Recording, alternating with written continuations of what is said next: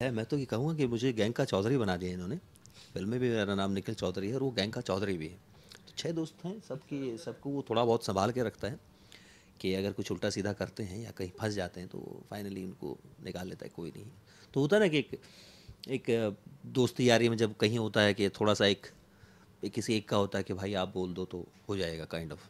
तो हम कई बार बोल देते हैं शोएब भाई को, शोएब भाई करो ना ये। तो वैसा वाला उसका कैरेक्टर है। और मुझे याद है एक चुटकुला होता था हरियाणवी में।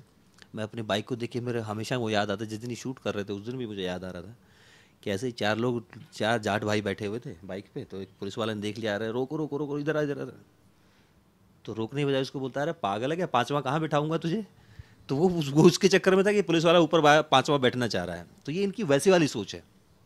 तो ये सब बहुत ही अतरंगी कैरेक्टर हैं सब के सब। और उनका एक अनकहा सा लीडर है जो दोस्त उसको मानते हैं कि हाँ ये निखिल भाई बोलेंगे तो ये हो जाएगा। बहुत सारे दिग्गज दिग्गज अभिनेताओं के साथ आपने एक्ट किया जी। हुआ है। अक्षय कुमार के साथ किया हुआ है आपने। अभी आपकी कमिंग प्रोजेक्ट जी। रईस है, उसमें आप कर रहे हैं। और जिसान कादरी जो अपने फिल्म से डेब्यू कर रहे हैं, जी। तो आपको थोड़ा सा लगा कि नए लोग हैं या फिर ऐसा कुछ है? नहीं, नहीं, ये चीज़ मेरे दिमाग में कभी नहीं आई क्योंकि एक राइटर के तौर पे मैं जिशान का ऑलरेडी फ़ैन हूँ। तब भी था जब ये फ़िल्म शुरू हो रही थी, क्योंकि वासेपुर में हमने साथ में काम किया था। वो बात अलग है कि हमने स्क्रीन शेयर नहीं किया।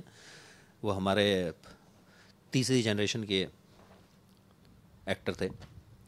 बट जिस तरह से उसने वासेपुर लिखी थी वो बहुत ज़्यादा इंटरेस्टिंग है, बहुत ही इंट्रीग्ड है। वो सब आपको बहुत पकड़ लेता है कि उसका एक एक कैरेक्टर आपको याद रहता है कि अच्छा हाँ ये वो थे, ये वो थे। तो जब मैं शाहिद खान भी कर रहा था तब भी मैं जीशान से बात करता रहता था, क्योंकि उसने लिखा है, उसने वो परसीव किया है वो कैरेक्टर। तो मैं उससे पूछता रहता था कि भाई इसमें क्या सोच के लिखा है, या ये सीन ऐसा क्यों है। या तो जो प्रोफेशनल जो एक दोस्ती थी वो धीरे धीरे फिल्म ख़त्म होने के बाद आप पर्सनल भी दोस्त हो जाते हैं और आप बहुत सारी चीज़ें आपकी एक दूसरे से मिलती हैं। तो जब ये कैरेक्टर लिखा जा रहा था तब भी और जब ये स्क्रिप्ट लिखी जा रही थी तो शुरुआती जो दौर था उसमें मुझे एक दो बार उसने वन लाइनर सुनाया तो मुझे लगा कि बहुत इंटरेस्टिंग है ये सब। मैं बोलना चाहता था उसको कि मैं मुझे ले ले तो एज एन एक्टर इस फिल्म में, बट मैंने नहीं बोला। क्योंकि एक तो आपका दोस्त है, आप उसको कोई प्रेशर नहीं देना चाहते हो। दूसरा ये कि उसकी पहली फिल्म है तो आपको वो फ्रीडम, मेरा ये मानना है कि हर डायरेक्टर को होना चाहिए कि वो उतना फ्री हो कि वो अपने हिसाब से एक्टर्स को कास्ट कर सके। स्पेशली कॉलेज बिहेवियर, जो कॉलेज में जो जो दोस्ती होती है, यारी होती है, उठना बैठना चाय पीना एक दूसरे के साथ। तो ये उसने मुझे बहुत बाद में बताया कि मैं ऑलरेडी उसके दिमाग में था जब वो लिख रहा था। तो एक दिन उसने बोला कि आप निखिल चौधरी करोगे। मैंने कहा मैं तो मतलब पहले से बोलने वाला था, मैं बोल नहीं पा रहा था, तूने बोल दिया, बहुत अच्छी की है मेरे लिए। तो नहीं, मुझे ये बात बिल्कुल नहीं लगी उसके साथ कि पहली फिल्म डायरेक्ट कर रहा है। क्योंकि जब किसी ने मुझे पहली फ़िल्म दी थी, अगर वो ये सोच लेता कि जयदीप पहली फ़िल्म कर रहा है एज़ एन एक्टर, मैं इसके ऊपर भरोसा क्यों करूँ? तो मैं तो कभी शुरू नहीं कर पाता। तो ये वैसे वाली सिचुएशन थी। आपके वैसे ऊपर आपको इम्पल्सिवली उसके ऊपर भरोसा है। और एज़ अ राइटर तो मैं ऑलरेडी, मुझे पता है कि वो कमाल लिखता है। तो डायरेक्टर के तौर पर आपको सिर्फ़ उसके इम्पल्स पे जाके आपको भरोसा करना होता है, व्हिच वैसे वाज़ फैंटास्टिक। आप बेस्ड हैं हरियाणा से। आपका जन्मभूमि हरियाणा है। जी। और जैसा आपने कहा कि यूपी में भी लगभग सेम ही वही लैंग्वेज बोलते हैं जो जाट वगैरह होते हैं, वो हाँ, वैसी काफ़ी कुछ वैसे सिमिलर है। काफ़ी कुछ सिमिलरिटी होती है।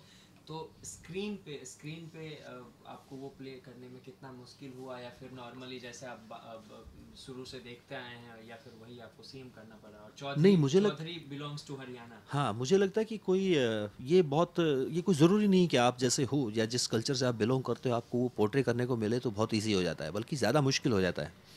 क्योंकि मतलब इट्स लाइक कि if you are 100% Jat and you are playing a Jat, it's very hard to portray that.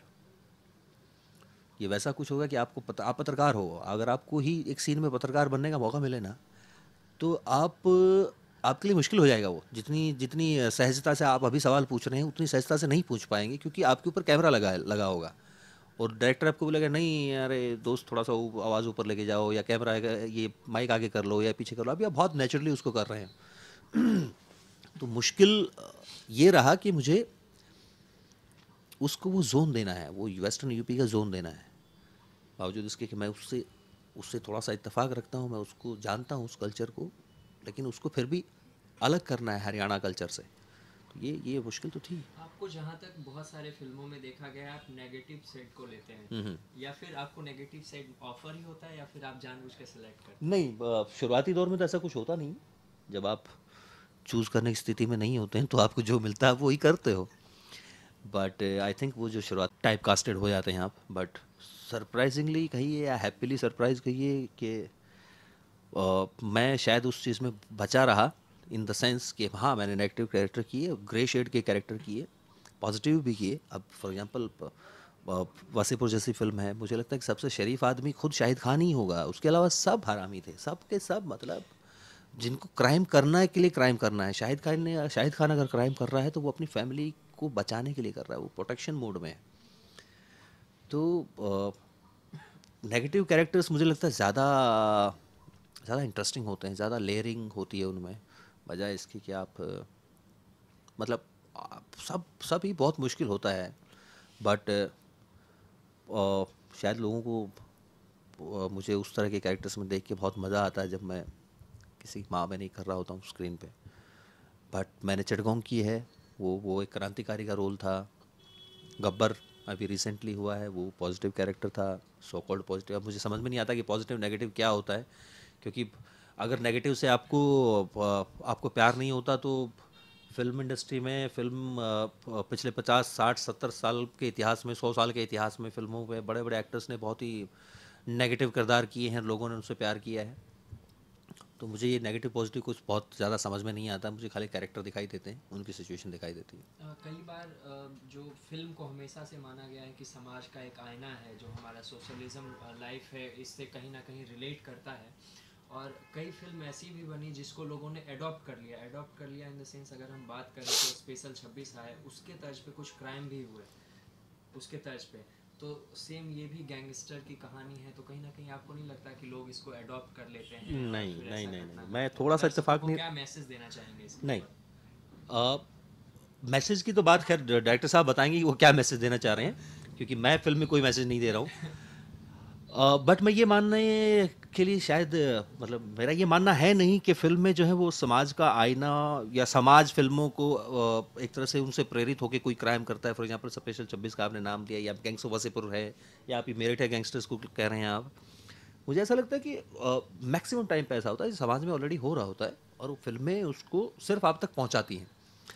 तो आप अपना ही चेहरा देख के आपको लगता है कि अरे यार क्या सिखा रहे हैं हमें। ये बड़ा इंटरेस्टिंग चीज़ होती है, आप मान नहीं रहे हो कि समाज में ये हो रहा है, लेकिन जैसे ही वो पर्दे पे आता है तो आपको लगता है कि ये तो हमें बता रहे हैं कि ऐसा हो रहा है।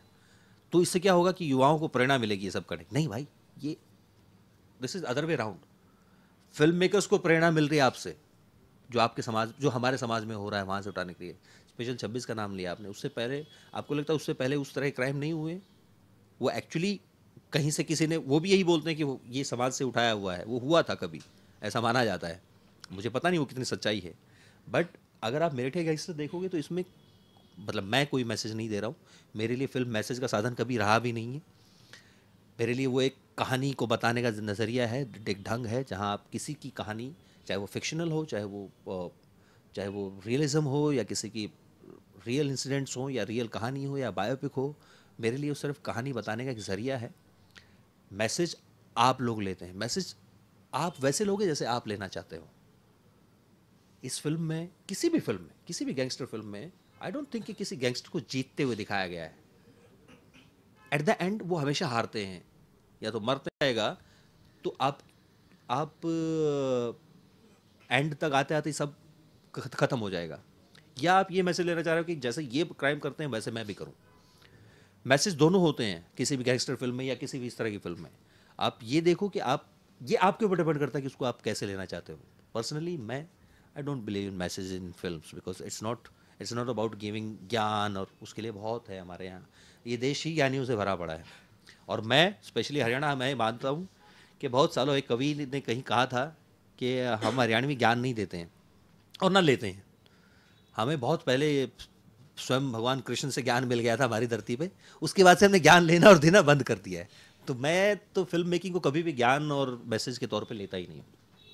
तो आप हरियाणा से हैं, वैसी कोई पृष्ठभूमि जो हरियाणा हरियाणा के ऊपर बेस्ड हो, वैसा कुछ अभी आप कोई और आने वाले प्रोजेक्ट्स में कर रहे हैं जिस नहीं, तरह से आपने ये किया? अभी रिसेंटली तो नहीं कर रहा हूँ, क्योंकि रईस कहीं से भी हरियाणा नहीं, उसके अलावा भी दो एक प्रोजेक्ट्स हैं।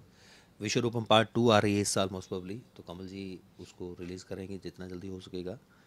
वो भी बहुत ही अलग तालिबानी हूँ उसमें मैं, तो अभी रिसेंटली तो ऐसा कुछ नहीं कर रहा हूँ, बट मेरे पास कुछ है ऐसा जो मैं कोशिश करूँगा जिस दिन मैं तैयार हो जाऊँ तो मैं उस हरियाणवी पृष्ठभूमि से उठा के कुछ नया लोगों के सामने रखूँ, जो जो शायद अभी तक नहीं देखा है। हरियाणा के जो जनरली ये बहुत ही क्लीशे होता है, चाहे वो फिल्में हों, चाहे वो टीवी सीरियल्स हों, चाहे वो टॉक शोज़ हों, जहाँ हरियाणा की एक इमेज है बाहर, उसके अलावा भी बहुत कुछ है हरियाणा में।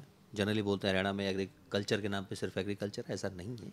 बहुत ही रिच कल्चर है, सिर्फ ये है कि वो अभी तक बाहर नहीं आया है। तो जिस दिन मुझे लगा कि मैं अपना तैयारी हूँ, उस दिन मेरी तैयारी पूरी है, तो मैं कुल उसको मिला के ये कहना चाहते हैं कि आप लोगों को एज ए डायरेक्टर भी कुछ चीज़ देंगे इन कोशिश फ्यूचर। करूँगा। है कहीं कहीं बैक ऑफ द माइंड, लेकिन वो अभी अभी निकट भविष्य में नहीं है, वो बहुत आगे की बात है शायद। मुझे लगता है मैं खुद ही उसके लिए तैयार नहीं हूँ अभी, बट कितना और ज़रूर वक्त लग सकता है ज़रूर लगभग? पता नहीं पता नहीं पता नहीं, अभी कुछ नहीं पता है। ये वैसी वाली चीज़ है कि ये जब आएगी तब आएगी, बट ये ज़रूर है कि उस प्रोसेस में ज़रूर हूँ, इतना तो ज़रूर कह सकता हूँ। वैसे आपने काफ़ी सारे डायरेक्टर्स के साथ काम किया हुआ है, जी। जो अभी अभी खुद को लॉन्च कर रहे हैं, लॉन्चिंग ही हम बोल सकते हैं, ये पहली फिल्म एज ए डायरेक्टर। तो जिशान के आप एज ए स्टोरी राइटर बहुत ही अच्छे फ़ैन हैं, जैसा कि आपने बोला, तो टेक्निकल चीज़ों को लेके आप उनसे जिशान कितना हमेशा एक क्या? बात बोलता है कि उसने कभी भी फिल्म की कोई ऑफिशियल ट्रेनिंग नहीं ली है, और मुझे लगता है कि ये बात उसके लिए बहुत ही पॉजिटिव भी है, क्योंकि वो बहुत इम्पल्स पे काम करता है, वो बहुत ही इंस्टिंक्ट्स पे काम करता है कि मुझे ये कहानी ऐसे बतानी तो मैं इसको ऐसे ही बताऊंगा। अभी आप बोलते हैं, मैं बोल रहा हूँ कि मैं उसकी राइटिंग का पहले से ही फ़ैन था, मैं लिख के दे सकता हूँ, आप उसकी डायरेक्शन का भी फ़ैन हो जाओगे जिस दिन आप ये फिल्म देखोगे, क्योंकि उसमें अपनी एक अदा है, उसकी अपनी एक सोच है किसी कहानी को बताने की, जो अगर मैं देखूं तो नरेशन में तो वासेपुर में भी दिखाई देती है। वो बात अलग है, अनुराग सर ने उसको डायरेक्ट किया है, बट वो नरेशन में भी तो है, वो कहानी में भी तो वो अतरंगापन है ना। तो अदरवाइज़ आप अगर वो कहानी उतनी इंटरेस्टिंग नहीं तो आप उसको बहुत ज़्यादा तोड़ मरोड़ के उसको अतरंगा नहीं बना सकते। तो आई एम श्योर कि वो उसकी अपनी एक अदा है फिल्म मेकिंग को लेके, उसकी अपनी एक सोच है, जो थोड़ी सी है, उसकी अपनी स्टाइल है, और ये फिल्म उसके लिए बहुत ही बड़ी होने वाली है। एज अ डायरेक्टर उसकी पहली है, और उसका बिलीफ है कि उसको फिल्म ऐसे बनानी थी, उसने वैसे ही फिल्म बनाई। हमारे हमारे प्रोड्यूसर साहब जो हैं, शोएब भाई जो हैं, प्रशांत जी जो हैं, उनका बिलीफ तो उसमें था कि हाँ, जैसा तू बनाना चाहता है वैसा बना, क्योंकि ये बहुत मुश्किल होता है कि आपको प्रोडक्शन से उतना ही सपोर्ट मिले जितना आप अपना क्रिएटिव तौर पे लेना चाहते हो, और एक्टर्स का ऑफ कोर्स मेरा बिलीफ है उसमें, तभी मैं उसके साथ काम कर रहा किया मैंने उसको। मुझे पता है कि वो अपने तरीके से करेगा, बट मुझे उसको मैच करना है। मुझे उसकी सोच को, जिस ढंग से उसने परसीव किया इस पूरी कहानी को, जिस तरह से उसने परसीव किया है निखिल चौधरी को, मुझे वहाँ पहुँचना है। तो सबका एक जो कलेक्टिव एक एफर्ट होता है ना, एक दूसरे में बिलीव जो होता है, शोएब भाई का है कि यार तुम करो, क्या चाहिए तुम्हें, मैं करवाता हूँ ना, ये लोकेशन मैं करवाता हूँ, ये मैं करवाता हूँ, क्या दिक्कत है, करते हैं ना। तो ये बिलीफ होना बहुत ज़रूरी है एक दूसरे में, नहीं तो मामला अटक जाएगा। थैंक यू सो मच हमारे साथ थैंक यू बात सो करने मच, के और ये लिए, फिल्म और आपकी देखिएगा। इस फिल्म को बहुत बहुत शुभकामनाएं। बहुत बहुत आखिरी धन्यवाद आपका, मैसेज और मैं सच बता रहा हूँ, आप ये फिल्म व्यूअर्स। देखिएगा, आपको इतने अतरंगी कैरेक्टर्स, आपको इतनी अतरंगी कहानी, आपको आपने नहीं देखी होगी, मैं दावे के साथ कह सकता हूँ ये बात। आप देखिएगा इन लोगों को, ये जो हैं, मतलब ये अपने आप में अलग है, बहुत ही अलग कहानी है। और जिशान ने जिस तरह से इस फिल्म को नरेट किया है, जिस तरह से आप तक पहुँचाया है, उसकी अदा भी थोड़ी सी अलहदा है, मतलब शानदार है। थैंक यू सो मच, और प्यार बनाए रखिए आप।